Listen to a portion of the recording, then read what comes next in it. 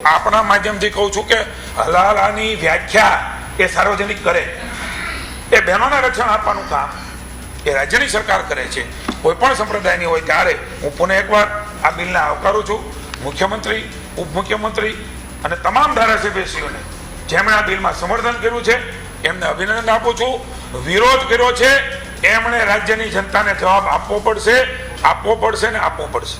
આવનારા દિવસોમાં દેશની પ્રજા અને ગુજરાતની પ્રજા હજુ એ વાર છે એમ કહીને આવનારા 50 વર્ષ સુધી એ ક્યારેય સત્તામાં નહીં આવવા દે, અને એટલા માટે આજે એમણે આ બિલની અંદર હેલ્ધી ચર્ચા કરવાની જગ્યાએ આજે વોકઆઉટ કર્યો છે.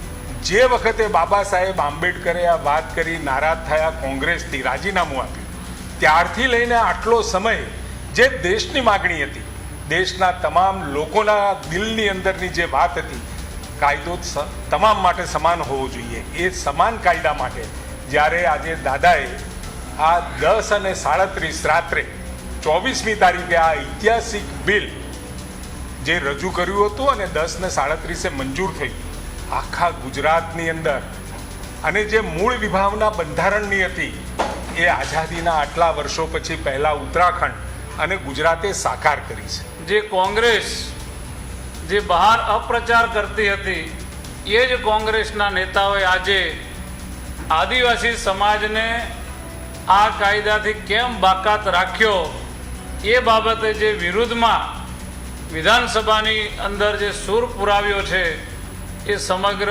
આદિવાસી સમાજ એ કોંગ્રેસ પાર્ટીને ઓળખી ચૂક્યો છે કે કોંગ્રેસ પાર્ટીની વિચારધારા એ આદિવાસી વિરોધની વિચારધારા છે. એ આજે આ ગ્રહની ચર્ચા ઉપરથી સમગ્ર ગુજરાતની આદિવાસી જનતા આ કોંગ્રેસને ખૂબ સારી રીતે ઓળખી લે.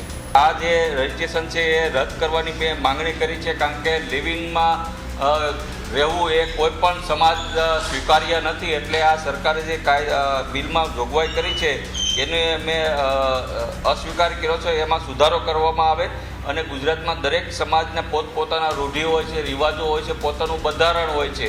મોટાભાગના છૂટાછેડા સમાજના આગેવાનો દ્વારા જ થતા હોય છે, પરિવાર દ્વારા થતા હોય છે. એટલે આમાં પણ એક સુધારો કરવામાં આવે. ફરજિયાતપણે કોર્ટમાં રજિસ્ટ્રેશન કરવું એ જરૂરી ન રાખે અને બિનજરૂરી રાખે એ પ્રકારની એક ગૃહના મારફત માંગણી કરવામાં આવી છે. કોઈ લાવતું તો ઈસીસી બિલ લાવતું, એજ્યુકેશન સિવિલ કોડ, બધાને એક સરખું શિક્ષણ મળે. એચસીસી લાવતા, હેલ્થ કોમન કોડ. કોઈ આરસીસી લાવતા, રોડ કોમન, બધા સારા રોડ બનાવો. તમારે આરસીસી, ઈસીસી, એચસીસી, બીસીસી કંઈ લાવવું નથી. ચૂંટણી આવી, હિન્દુ મુસલમાન ભારત પાકિસ્તાનની ચર્ચા ચાલુ કરવા જે બિલ લાવ્યા છે એમાં આજે મેં મારો સૂર વ્યક્ત કરતા કહ્યું છે કે ભાઈ આમાં થોડા સુધારા કરવામાં આવે તો ઘણું બધું જનતાને કંઈક ફાયદો થાય એવું છે. અને એટલે આજે મારી એટલી જ વિનંતી છે કે ભાઈ આ યુસીસી કાયદાના નામે શિક્ષણમાં, આરોગ્યમાં, રોડ રસ્તામાં, વેપારમાં સમાનતા લાવવા માટે, સરકારી નોકરીમાં કોન્ટ્રાક્ટ કર્મચારી, હોમગાર્ડ, આ બધામાં સમાનતા લાવવા માટેનું બિલ લાવે એવી મારી ભાજપની સરકારને વિનંતી છે. અમારી તમામ માહિતીથી અપડેટ રહેવા માટે જોડાયેલા રહો S9 ન્યૂઝ સાથે.